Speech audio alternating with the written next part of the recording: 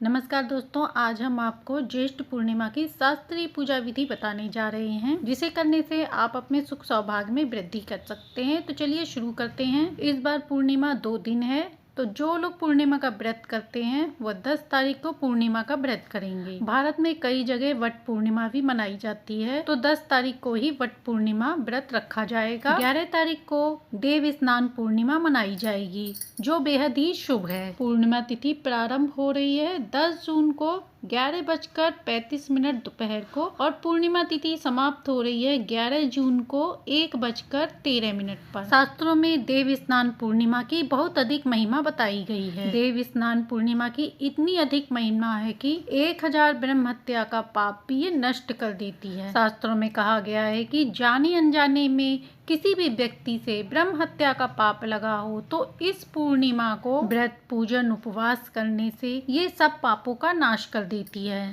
शास्त्रों में कहा गया है कि केवल भगवान को स्नान कराने से ही व्यक्ति के पाप नष्ट हो जाते हैं, और वह स्नान कैसे कराना है ये भी बताया गया है। इस दिन शास्त्रों में ये भी कहा गया है कि 5 चीजों से स्नान कराना अति शुभ माना गया है। आइए जानते हैं वो 5 चीजें कौन कौन सी हैं। पहला है नारियल का जल, दूसरा है ताड़ का फल, तीसरा है ताड़ का फल हर जगह तो उपलब्ध नहीं होता है, परंतु जहाँ मिल जाए तो अच्छी बात है, उसे अवश्य ले लेना चाहिए। तीसरा है सोने या चांदी के जल से स्नान कराना। किसी भी पात्र में सोने या चांदी की वस्तु डाल के थोड़ी देर छोड़ देने के बाद उस जल से स्नान कराना। चौथा है जल में चंदन या कुमकुम डालकर उस जल से भगवान को स्नान कराएं। पांचवा है जल में पुष्प डालकर उस जल से भगवान को स्नान कराएं। तो इस प्रकार 5 चीजों को डालकर भगवान को स्नान कराना है। भविष्य पुराण में यहाँ तक कहा गया है कि भगवान युधिष्ठिर से कह रहे हैं कि पूर्णिमा का दिन चंद्रमा की पूजा करने का विशेष दिन माना गया है। पूर्णिमा के दिन चंद्रमा अपनी 16 कलाओं से पूर्ण होते हैं। ये पूर्णमासी तिथि सभी मनोरथ को पूर्ण करने वाली होती है। चंद्रमा जी ने स्वयं कहा है कि जो भी व्यक्ति इस पूर्णिमा तिथि में विधिवत मेरी पूजा अर्चना करता है उसकी मैं सारे मनोरथ पूर्ण करता हूँ, और इसी के साथ लक्ष्मी जी भी स्थिर होती हैं। हमें चंद्र पूजन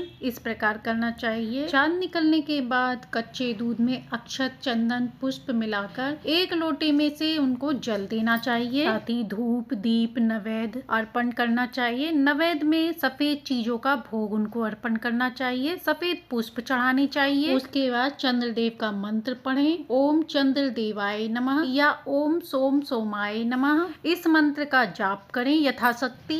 इसके बाद भगवान युधिष्ठिर जी से कहते हैं कि तिन्नी के चावल की खीर का भोग लगाना चाहिए। यदि तिन्नी न मिले तो चावल की भी खीर का भोग लगा सकते हैं। ऐसा करने वाले व्यक्ति के घर में लक्ष्मी जी का स्थिर वास होता है, साथ ही मनोकामना पूर्ति होती है। चंद्रदेव को अर्घ्य भी 10 तारीख को ही देना है और 10 तारीख को ही व्रत रखना है, परंतु देव स्नान की पूजा आप 11 तारीख को कर सकते हैं। भगवान श्री कृष्ण आगे युधिष्ठिर से कहते हैं कि ऐसा करने वाला व्यक्ति सभी पापों से मुक्त हो जाता है, और चंद्रदेव की कृपा से व्यक्ति को सुख सौभाग्य में वृद्धि मिलती है, साथ ही उसे आरोग्यता का वरदान मिलता है। ज्येष्ठ पूर्णिमा के दिन सफेद तिल का दान करना भी अश्वमेघ फल के बराबर फल प्रदान करता है। शास्त्रों में बताया गया है कि ज्येष्ठ पूर्णिमा के दिन जो भी व्यक्ति छतरी और दूसरा है चप्पल या जूते का दान, ये भी विशेष फलदायी माना गया है। जो भी व्यक्ति ज्येष्ठ नक्षत्र युक्त ज्येष्ठ पूर्णिमा में छत्र या पादुका दान करता है